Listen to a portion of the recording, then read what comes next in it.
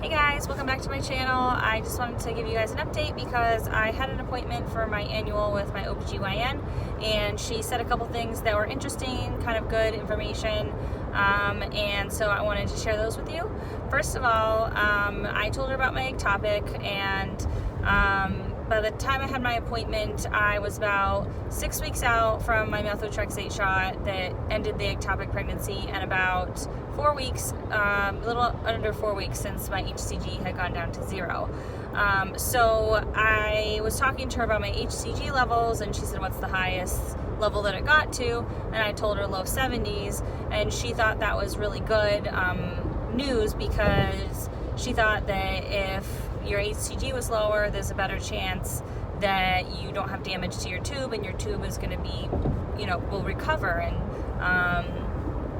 be usable still. So that was really cool, because my reproductive endocrinologist had thought that, my tube may be damaged regardless of what the HCG level was. She didn't think that there was like a relationship between how high your HCG goes and how likely it is your tube will be saved. So, which is why I'm not working with her anymore, because I just don't feel like she really knows what she's talking about. And she may be right, and my OBGYN may be wrong, but it just makes sense to me that what my OBGYN said is if your HCG was like in the thousands and you had a lot of damage and swelling, then it's less likely that your tube is going to recover. And when I had my ectopic, I really didn't have a lot of pain.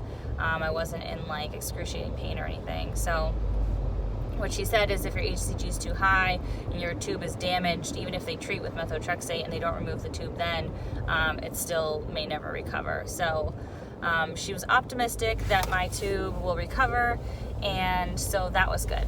And then the other thing that was good is when she examined me, she felt that tube and that ovary on that side, and when she was feeling around, I didn't really feel her doing it. It didn't hurt, didn't feel any different than any other time I've gotten like an exam. And she said the fact that I wasn't like wincing in pain was a really good sign, because if there was damage and swelling or like and she didn't feel any like lesions or anything, so if there was like weird bumps or I was in a lot of pain when she touched there, that would be an indication that my tube's not like recovering or there's some issues still there. And the fact that that didn't happen was, in her opinion, a good sign. So those things were both really cool. One thing she did say, she asked me, does your reproductive endocrinologist want to go right to IVF, or is she going to do another round of Clomid? And it was just a question. She doesn't know all the details of my treatment, but I was really surprised that she thought that like straight to IVF might be a possibility just from one ectopic pregnancy. I mean, I can understand why like a doctor may think it's risky to try naturally again, but IVF is a risk factor for ectopic anyway. So it was kind of good though, because she put that idea in my mind that like maybe my new reproductive endocrinologist, when I talk to her about everything, will want to just go straight to IVF or IUI or something. I'm not really sure. I'd really like to try a couple more times with Clomid and then maybe Femara to see if I can get pregnant without having to do even IUI, because I'm the problem. My husband, he's like healthy, so I'm hopeful that we can maybe give that another shot. I'd really like to, if it's safe to try to do that. But it was good that she mentioned it, because it kind of like got me prepared for whatever news I get in my next appointment. So I did switch reproductive endocrinologists. If you guys have watched my other videos, like I just was having communication problems with my last doctor, and I felt like she wasn't giving me correct information or complete information. So I was just like, you know what, there's been enough things that I don't trust you, and you have to have trust with your doctor. So I switched. I have a new reproductive endocrinologist. The appointment is scheduled for July 9th, I think it is. So I'll be going in to see her soon, and the timing's actually going to work out pretty well. Like I said, I'm about 6 weeks out from my ectopic, and I haven't had a cycle yet. Like I haven't ovulated or had my period.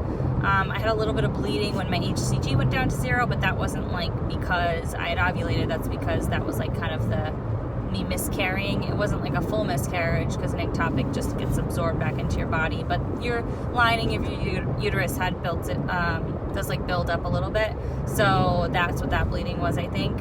And so last week I thought I was having some symptoms of ovulation, and I've been taking my temperature, not every day, but most days, my basal body temperature, to see if like I get a spike, which means that you ovulated, and I didn't ever get a spike. So the past couple days, this week, I have had more symptoms of ovulation, and I did take an ovulation test this morning, and it was positive. So I'm wondering if I'm ovulating this week, which would be nice, because if I do ovulate this week, then by the time I'm hitting like cycle day 1 that I get my period, it'll be around the time that I have my appointment with my new doctor, and she may want to do an HSG, she may want me to do Clomid next month.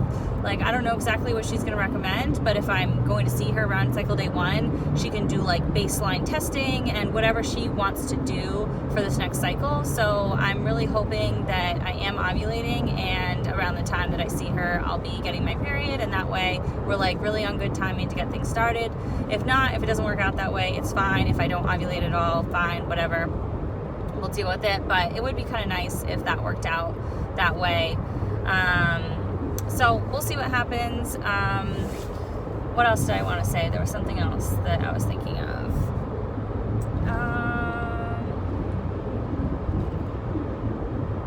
Yeah, I think that's it. I think that's it. I mean, I guess the only other thing that I would say is my doctor had told me, well, one doctor told me I need to wait a month after methotrexate to try, and another doctor told me 2 to 3 months. So I didn't know which one to listen to, so we're just not trying this month, because I just want to make sure I have a doctor who I can call if I have questions on a cycle that we're trying. And I just thought it made sense to give my body a little more time to recover after the ectopic, because it really has been that long. So we aren't trying this month, and then once I have my appointment with my new doctor, we can sit down with her and talk about, okay, what are the options going forward, what's our game plan. So I've just been trying to enjoy the month. I've taken a couple trips and spent some time with friends, and just tried to do fun stuff. Keep myself distracted, let myself recover, let my body recover, have some drinks, chill out, enjoy the sun, and just, try to enjoy life a little bit. So that's what's been going on.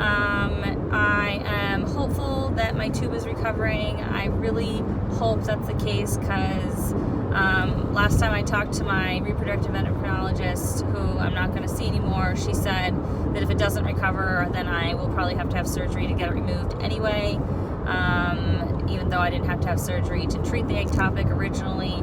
And I'd really like to not have to have surgery, just like anybody wouldn't like to skip the surgery. So we'll see what happens, but pretty soon I'll have some more updates, and hopefully we'll get going with the next cycle.